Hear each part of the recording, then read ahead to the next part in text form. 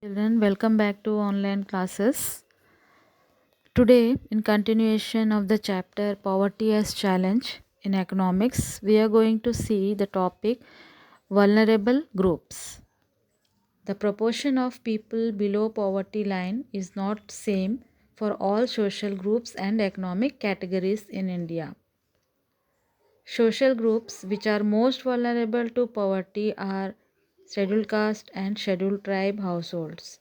Similarly, among the economic groups, the most vulnerable groups are the rural agricultural labor households and the urban casual labor households. So, here the graph is given in this chapter. This is the graph which you can see. Here, first scheduled tribes, then scheduled castes, average Indian poverty ratio, casual labor farm, rural, casual labor non-farm, urban.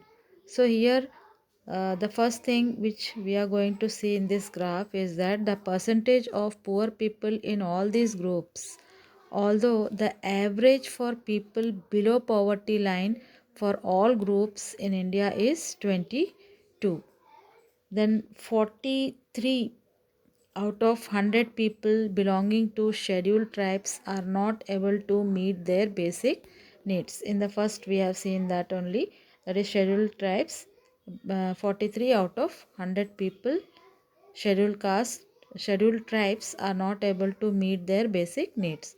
Then 34% of casual workers, 34% of casual workers in urban areas are below poverty line, as you can see in the graph also. About 34% of casual labor farm in rural areas and 29% of scheduled caste are also poor.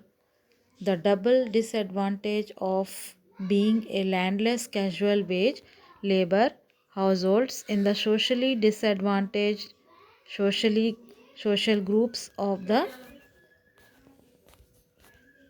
scheduled caste or the scheduled tribe population highlights the seriousness of the problem. Some recent studies have shown that except for the scheduled tribe households, all the other three groups, that is scheduled caste, some recent studies have shown that except for the scheduled tribe household, all the other three groups, that is scheduled caste, rural agricultural laborers and the urban casual laborer households, have seen a decline in poverty in the 1990s. Apart from these social groups, there is also inequality of incomes within a family. In poor families, all suffers, but some suffer more than others. Women, elderly people, and female infants are systematically denied equal access to resources available to the family. Therefore, women, children, especially the girl child, and old people are poorest of the poor. So, let us see the story of Shivaraman. Shivaraman lives in a small village near Karur town in Tamil Nadu. Karur is famous for its handloom and powerloom fabrics. There are 100 families in the village. Shivaraman and Aryuntatyar, that is means cobbler by caste, now works as an agricultural laborer for rupees 50 per day. Not 50, it is 160 per day, but that's only for 5 to 6 months in a year. At other times he does odd jobs in the town. His wife Shashikala too works with him, but she can rarely find work these days, and even if she does, she is paid rupees 100 per day for the same work that the Shivaraman does. There are 8 members in the family. Shivaraman's 65-year-old widowed mother is ill and needs to be helped with her daily chores. He has a 25-year-old unmarried sister and 4 children aged between 1 year to 16 years. 3 of them are girls. The youngest is a son. None of the girls go to school. Buying books and other things for school going girls is a luxury. He cannot afford for that. Also, he has to get them married at some point of time. So, he doesn't want to spend on their education now.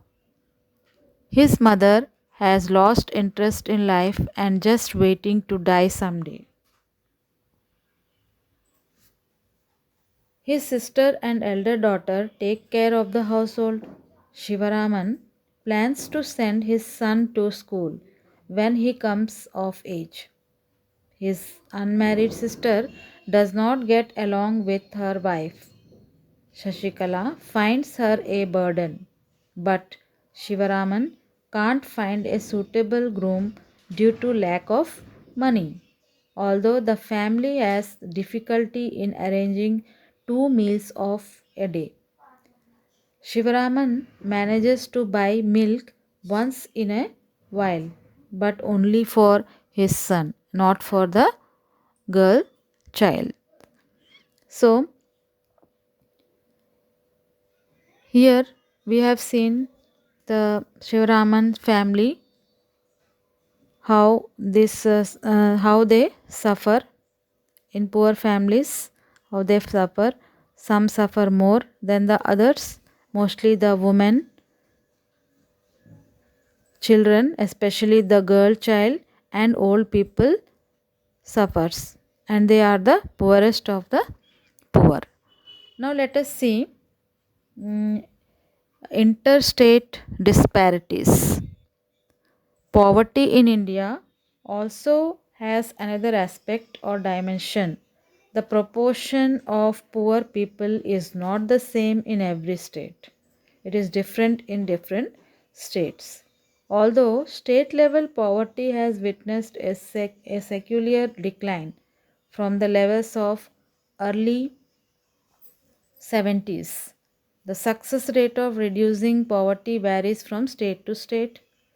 Recent estimates, which shown in All India head count ratio, was 21.9% in 2011-12. States like Madhya Pradesh, Assam, Uttar Pradesh, Bihar, and Odisha had above all India poverty level. As the graph 3.2 shows, Bihar and Orissa continue to be the two poorest states with poverty ratio of 33.7 and 32.6% respectively. Along with the rural poverty, urban poverty is also high in Odisha, Madhya Pradesh, Bihar, and Uttar Pradesh. In comparison, there has been a significant decline in poverty in Kerala, Maharashtra, Andhra Pradesh, Tamil Nadu, Gujarat, and West Bengal. States like Punjab and Haryana have traditionally succeeded in reducing poverty with the help of high agricultural growth rates. Kerala has focused more on human resource development. In West Bengal, land reform measures have helped in reducing poverty. In Andhra Pradesh and Tamil Nadu, public distribution of food grains could have been responsible for the improvement. In this graph, you can see that Bihar and Orissa continue to be the two poorest states with poverty ratio. That is, first Bihar 33.7 and then Orissa 37.6%. So, in comparison, there has been a significant decline in poverty in Kerala, as you can see here. Jammu and Kashmir, Andhra Pradesh, Tamil Nadu, Gujarat, and West Bengal.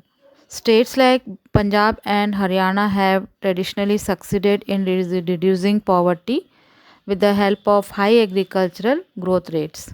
Then Kerala, it has been focused more on the human resource development. In West Bengal, land reform measures have helped in reducing poverty, and in Andhra Pradesh and Tamil Nadu, public distribution of food grains could have been responsible for the improvement and reducing the poverty. So children, for today's class this much only, and in the next class we are going to see the global poverty scenario and the causes of poverty and anti poverty measures, etc. So thank you very much.